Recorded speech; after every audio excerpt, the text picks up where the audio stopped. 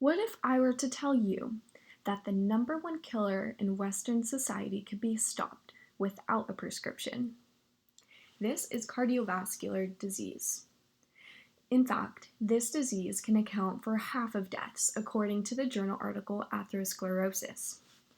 This disease is due to a pathology in the vasculature where plaque forms, builds up, and eventually occludes blood flow or embolizes to another part of the body.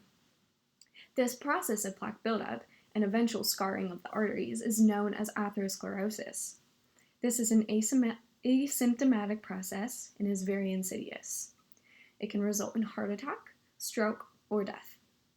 By increasing health education of cardiovascular disease, we can avoid some of its effects and decrease the number of deaths yearly. I personally have a grandma with this disease, and it is not an easy one to fight.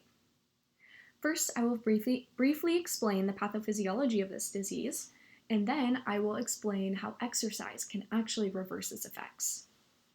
So the first step in atherosclerosis begins with an endothelial dysfunction. This occurs in the innermost layer of arteries.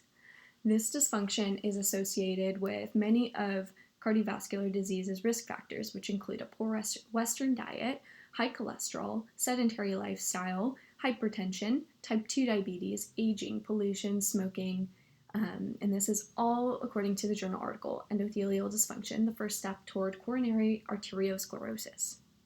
This contributes to the initial cellular damage.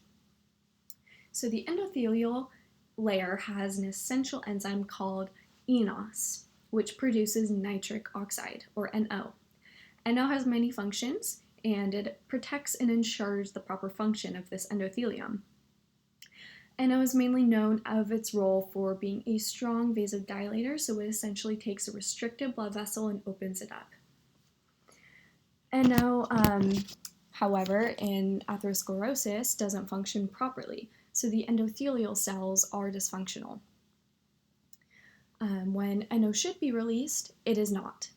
Instead of opening up arteries, they stay constricted, and this increases blood pressure, increases oxidative stress, and increases free radicals. These free radicals oxidize low-density lipoprotein, or LDL. While this process is rather complex, just know that oxidized LDL becomes the plaque, and it leads to systemic inflammation. So if this plaque is dislodged from the endothelial lining, it can completely occlude the blood vessel, cause a stroke, or lead to heart attack, which all result in possible death.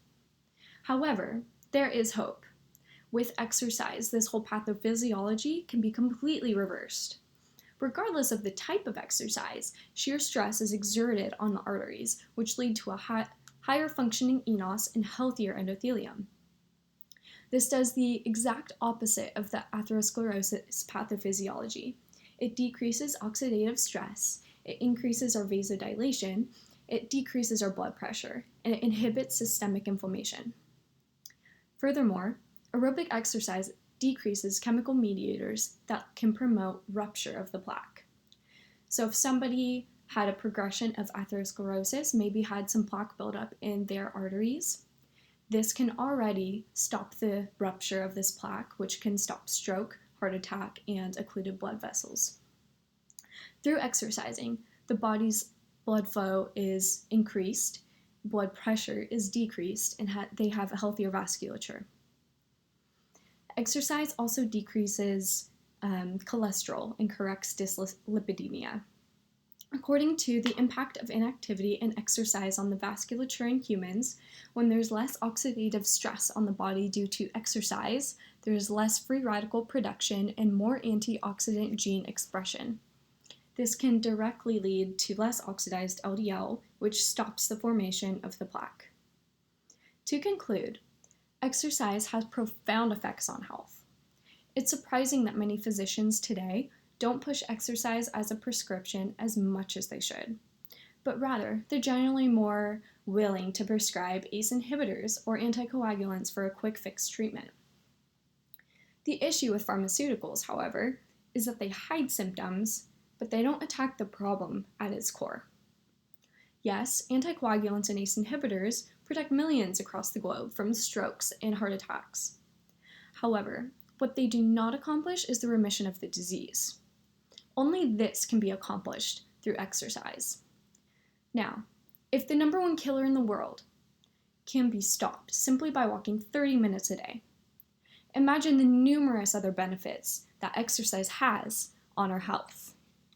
It is in every one of our power to be able to change our blood pressure, to lower our heart rate, to decrease our oxidative stress, to lower our LDLs, and to raise our HDLs, to have a healthy immune system, to have better blood flow, and to be less stressed. With an active lifestyle, we can all have healthy hearts, healthy minds, and have healthy, long-lasting lives.